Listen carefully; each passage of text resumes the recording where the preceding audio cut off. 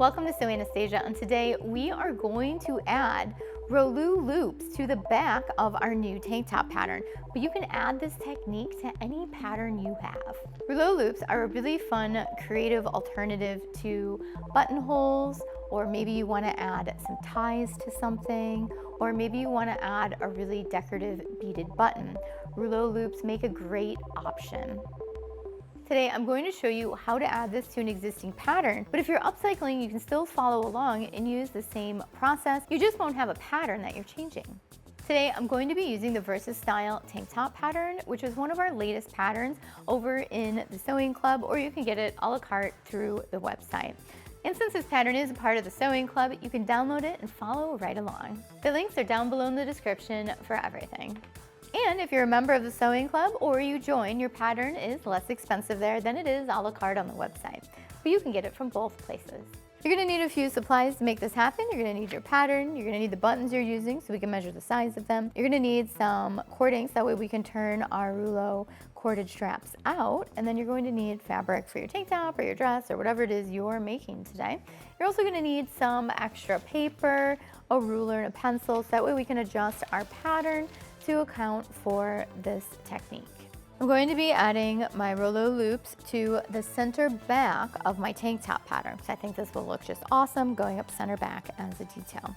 So I have my buttons and I've got my back pattern piece. So we really just need one button right now, and we have to measure how big it is because we have to be able to fit the Rouleau loop around it, and it has to be secure. And we also need to make a button placket on one side because we are going to have the buttons over here. So we need to next measure the size of the button you're using, and this will depend on how you alter your pattern. So it looks like my buttons are about 5/8 of an inch wide. So that's gonna be my magic number when I'm creating that button placket. So you're going to take the size of your button and divide in two, and we're going to add that extra amount to the outside of the pattern piece. So I've already taped some extra paper on, and I'm going to add that extra 3/8 there. Because we want our buttons, when we put our buttons on, they go to the middle of center front, center back, the side seam, etc. So you have to add that extra so that way the button isn't hanging off the edge of your fabric. Now we're gonna add an extra 1/4 of an inch to this because we also don't want our button at the very edge of our fabric. So this is going to allow us to have a 1/4 inch right next to the button, so it'll look something like that. Now we need to add some extra paper fabric because this needs to wrap around to the back for our button placket here. So whatever width you have from the center front or the center back, whatever you're working with, to the edge here, you need that much plus a 1/4 of an inch. That way we have some seam allowance to sew it down. So I'm gonna go ahead and add my extension beyond that. For me, that's going to be 7/8 of an inch. But yours is going to depend on how wide your button is. So now we can go ahead and cut it out, but if you have any sort of shape on your design in the neck or at the hem, you're gonna wanna go ahead and fold right here where you added that extra 1/4 inch, and then cut out at the neck and the hem, so that way you're getting a mirrored image of the design for the button placket. And if you're using this video to upcycle something, you're gonna wanna add this extra piece here to the upcycle. So get a scrap from somewhere and sew this extra on for your button placket. So I've cut off the extra at the center back, and I'm going to fold the rest under right after that 1/4 inch. And now with it folded, I'm going to cut out the rest of it at the top, and then the bottom's completely straight. So just straight over at the bottom. And now when we open up our extension, we'll have the perfect shape that we need at the neck and the hem. Now we're gonna work on the other side of the back pattern for the Rouleau loops. So we want the loops to be over here. Now it's not the same as the button placket width over here because we have to have a seam to sew these into, and we need a facing to finish them. So follow along closely, and I'm gonna explain to you how much you need to leave. So if we think about it, everything always needs to line up at the center back or the center front. So we already have that extension on the other side, And so I've just matched them up at center back. And if I place the button there at center back, right where it will be when we create it, I'm gonna take this piece of rouleau strip and place it around it. So you can see when I place it around that, this is roughly, how we want it to look right there at center. Now we need this end of the loop to be into our shirt, which tells us we need a seam over here. So what we can do is mark where you want it to be. So if you want your loop to come out right about here, we can mark right about there. Maybe you want really long loops and you want it to be way over here for some reason. I don't know. You could mark over there as well.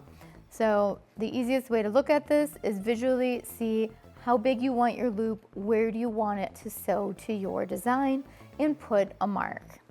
So since that was where I wanted my loop to come out of, it was a 1/2 inch away from the edge, I'm going to just draw in 1/2 inch so you can see this will be my new sew line. So this new line here is where I want the loop to be coming out of. Now, we need seam allowance on this loop. We don't want to cut off all the paper at that line because that would be a sew line. I'm going to give myself a 1/4 inch seam allowance here. So I'm going to extend out a 1/4. And now I can cut off out the 1/4. Is this making my pattern smaller? Yes, but the rouleau loop is going to be adding the extra there for the back, making it the same width as it was. So now we need to create a facing for the side. So don't tape down the paper, but lay your pattern over some paper, and we're just going to trace across the bottom, up that center back on this pattern, and then across the neck. Okay, so now we need a facing pattern piece, and the other one I made 7/8 of an inch wide. So I'm gonna follow the same measurement. So if you did 1 inch, I would make it 1 inch. You did 1 1/4 inch on the other one. If you're a button placket, make it 1 1/4 inch. So now I need this 7/8 of an inch strip to finish the back. But because we have a seam on this side where the loops go into, that means we also need to add an additional 1/4.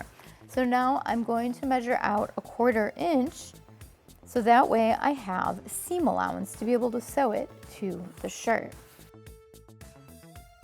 And now I can cut out this rectangle, and this piece will be the facing that gets sandwiched on top of the rouleau loops that we create. Now it's time to cut out all the fabric for the tank top, the extensions for the facing, and I'm also gonna make my rouleau straps. And if you need help with that, check out the video I just created on it. It's super simple. You're gonna love my method.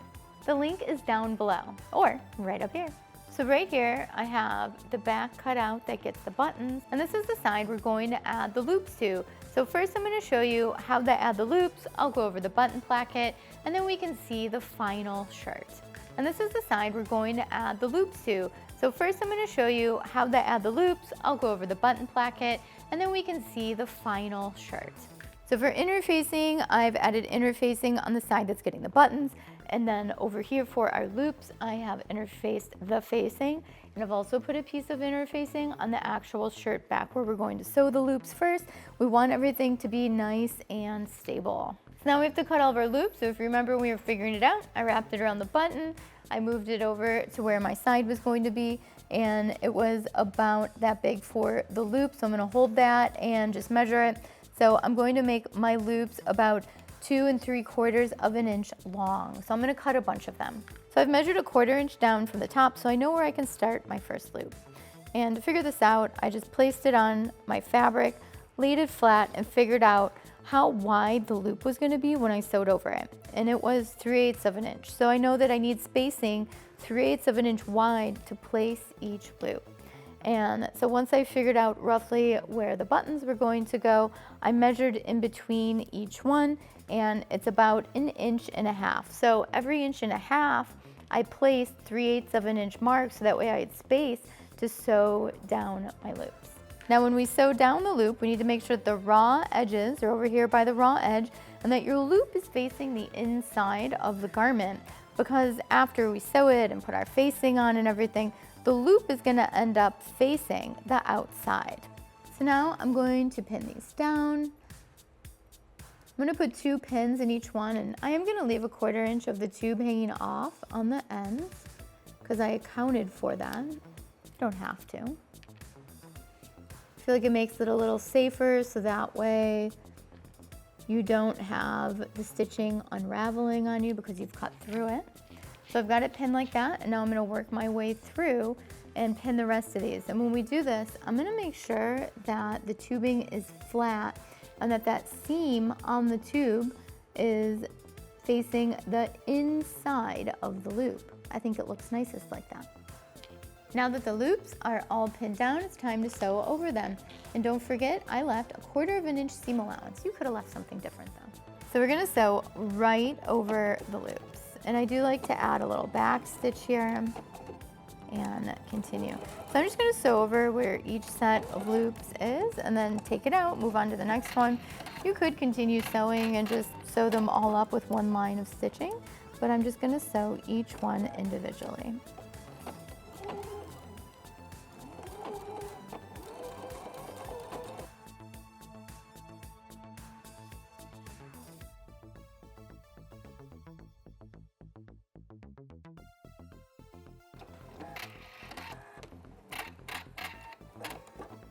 Now that we have all of our loops on, we are going to take our facing, place it right on top, right sides together. We're going to pin this down and just sew through all of the layers with your regular seam allowance, and for me that's going to be a 1/4 inch. So from top to bottom, we are just going to sew this together. I'm going to start at the top neck, and I'm going to sew down the facing, my seam allowance, which is a 1/4 inch, and then I will pivot, making sure to not catch the loop in there. I'm gonna come over till I'm at my 1/4 inch spot, needle down, foot up and turn. And now I'm going to sew down the entire front here. Or should I say back? This is center back.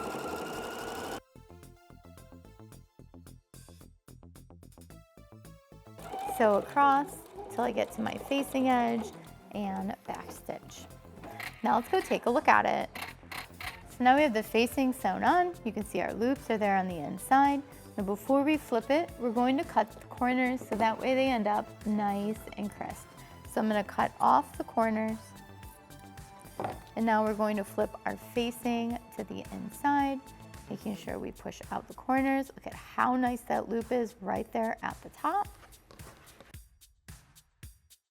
Now you can see we have those loops there on the outside.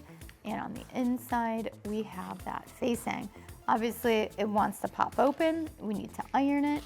And then I'm going to edge stitch right here on top of the loops through the seam allowance.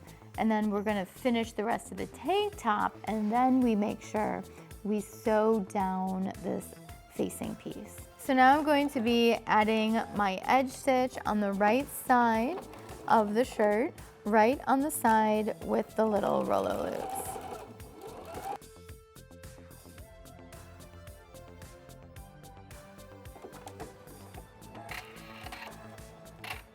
So now our little edge stitches on there, and our loops are going to be strong and they have direction.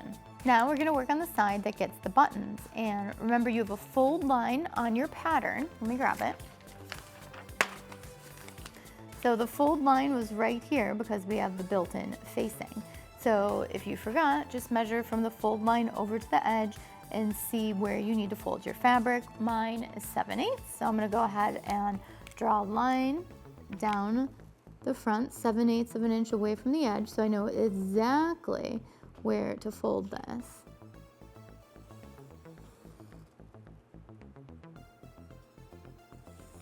There we go. And while I'm here chalking things out, I also want to mark where center front is so I know exactly where my buttons are going to go. So that is going to be 1.5 inches over from the edge. So now I'm going to mark 1.5 inches in and draw another line. And this is going to be my center front line. So I have that lined up with 1.5 inches. And now I can go ahead and draw that line. So this here is where my buttons are actually going to go. So now I'm gonna go iron under this fold line here, and then we can go ahead and place our buttons. So now I have that ironed under there, my facing. So I want to show you right where the buttons are going to go.